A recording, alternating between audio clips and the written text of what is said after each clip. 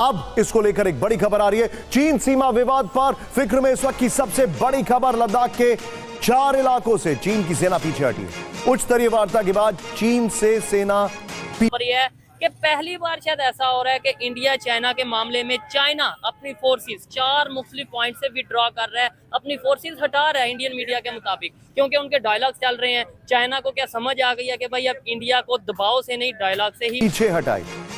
ये बड़ी खबर है। गलवान घाटी समेत 4 इलाकों से चीन ने सेना हटाई है। चीनी विदेश मंत्रालय के प्रवक्ता माओ निंग का यह बयान आया है। भारत चीन सीमा पर स्थित नियंत्रण रेखा में है माओ निंग। मतलब डील किया जा सकता है। दूसरी खबर ये है कि रशिया और यूक्रेन की जो वार चल रही है उसे भी अगर कोई हल करवा सकता है तो शायद वो इंडिया ही ऐसा कंट्री है, क्योंकि वो भी डायलॉग करवाने जा रहे हैं। तीसरी खबर पाकिस्तान को लेके है। मेरे लिए तो एज ए पाकिस्तानी बहुत खुशी वाली बात है जो खबरें आ रही हैं पाकिस्तानी मीडिया के मुताबिक कि पाकिस्तान में दुनिया के 30 की बड़ी खबर मैं आपको बता रहा हूं।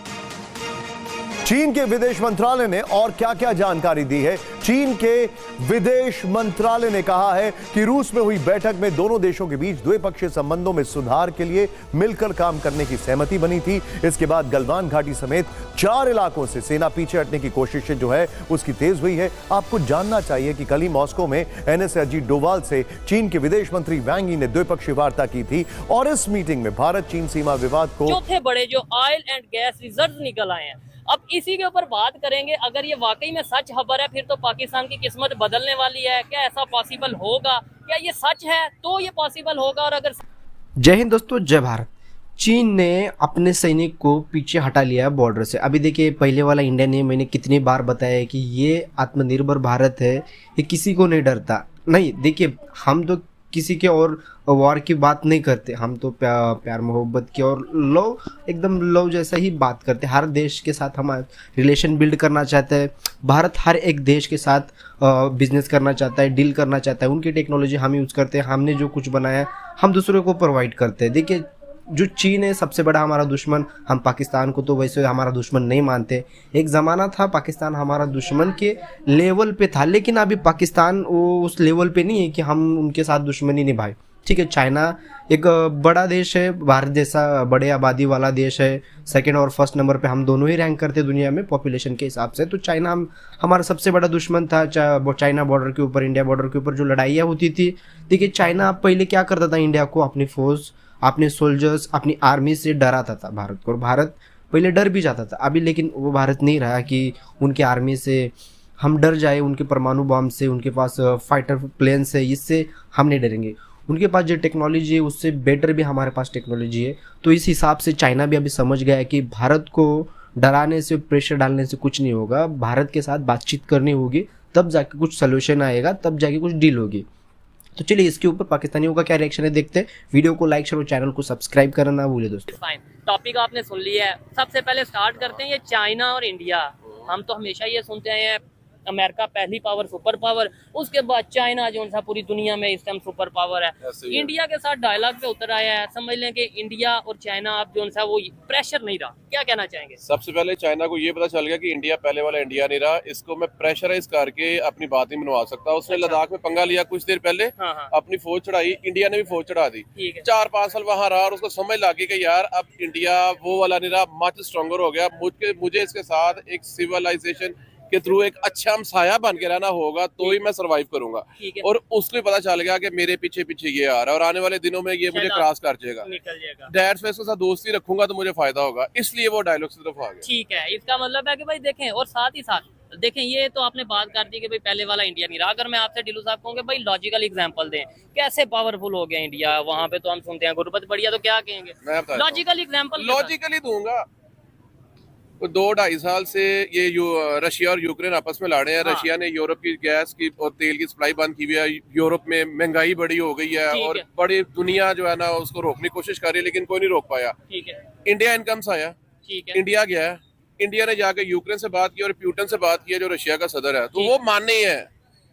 इसलिए इंडिया आगे चला गया है। उन्होंने पूरी दुनिया की नहीं मानी, पूरी नेटो कह रही है यार छाड़ दिया काम, लेकिन उन्होंने इंडिया की मानी और अब इंडिया ही उनकी जो है ना, उन्होंने कहा ठीक है जी हम पीस टॉक करते हैं, और जंग खत्म करते हैं। और पिछले 5-10 दिन से इंडिया इसकी कोशिश कर रहा है, मीटिंग ऑर्गेनाइज कर रहा है ठीक है, इंडिया के अंदर।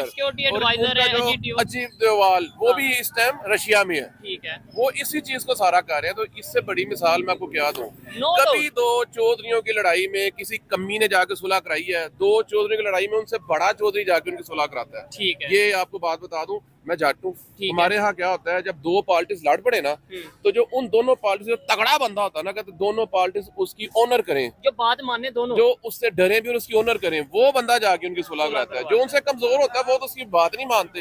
तो ये सबसे बड़ी बात है कि इंडिया आगे जा चुका। ठीक है, चले ये लॉजिकल और देसी अल्फाज में इन्होंने बात की है कि भाई इंडिया आगे जा चुका है, कि वाकई में जब दो जंग। एक और आपको बात बता दूं, अब पता है कि हम लोग यहाँ पे अब तो सैंक्शन है ना, पूरी दुनिया पे आप न्यूक्लियर कुछ नहीं कर सकते। इंडिया, चाइना और रशिया चांद पे न्यूक्लियर पावर प्लांट लगा रहे हैं। ये आगे बड़ी देर का सुनते आ रहे हैं कि लोगों को चांद पे फंसाने की कोशिश कर रहे हैं। इंडिया ने कुछ देर पहले चाइना ने कुछ देर पहले चांद पे चावल उगाने का तजर्बा भी किया। अब चाइना, रशिया और इंडिया ये तीनों मिलके चांद पे न्यूक्लियर पावर प्लांट लगा रहे हैं। एक उसके बाद ब्राजील का जो न्यूक्लियर पावर प्लांट है उसका इंडिया साथ मुआहदा हो गया। अच्छा। उसके बाद यूएई का जो न्यूक्लियर पावर प्लांट है उसको इंडिया मैनेज करेगा। यार दुनिया में न्यूक्लियर से बड़ी कोई चीज है नहीं है। तो पूरी दुनिया में अगर उसको किसी ने सुपरविजन करानी है या ठेका देना तो इंडिया को दे रहे हैं। क्यों दे रहे हैं? वो टेक्नोलॉजी में आगे और बड़ा भी हो गया। ठीक है, आईटी में तो हम सुनते इससे बड़ी बात की मिसाल चाहिए आपको तो और भी दे दूं। नहीं, डेफिनेटली आपने लॉजिकल बात किया और भी आगे बातें करेंगे। देखें दिलू साहब, मैं एक चीज क्लियर कर दूं, ये एक्चुअली ये सच है। हाँ। अब मेरे को पाकिस्तानी भाई ये देख के मेरी बात सुने और मुझसे जेलस हो जाए, और यार अब चांद है ऊपर, चांद में उसको चांद ही कहूंगा, मैं थोड़ी कह सकता चांद। मैं लॉजिकल बात सच है। नहीं, मैं लॉजिकल बात करता हूँ। क्या ऐसा पॉसिबल था कि पाकिस्तान भी चांद पे होता और इस तरीके से कोई अपना एक्सपेरिमेंट कर रहा था और हम उस खबर को दबा देते? नहीं, हमने तो बात करनी थी, बड़े फखर से करनी थी। जब नहीं है तो डेफिनेटली जो है उसी की बात करेंगे ना। ठीक है, अच्छा, पाकिस्तान को यहाँ पे अमेरिका की तरफ से सैंक्शंस का सामना करना पड़ता है। इवन कुछ चाइनीज कंपनीज पे भी पाबंदी लग गई है। बैलिस्टिक मिसाइल के हवाले से जो भी है उनका सामान है वो नहीं इन्हें दे सकते, इम्पोर्ट एक्सपोर्ट नहीं हो सकती। हम पाकिस्तानी अपनी जमीन पे कोई न्यूक्लियर प्रोग्राम नहीं कर सकते, कोई इस तरह प्लांट नहीं लगा सकते। दूसरे कंट्रीज, खासतौर पे इंडिया चांद पे जा रहा है, इसका मतलब है यूएस का भी प्रेशर नहीं है इंडिया पे। ऑब्वियसली नहीं है। एक तो उसके ऊपर प्रेशर नहीं है, दूसरा वो स्टेबल कंट्री है।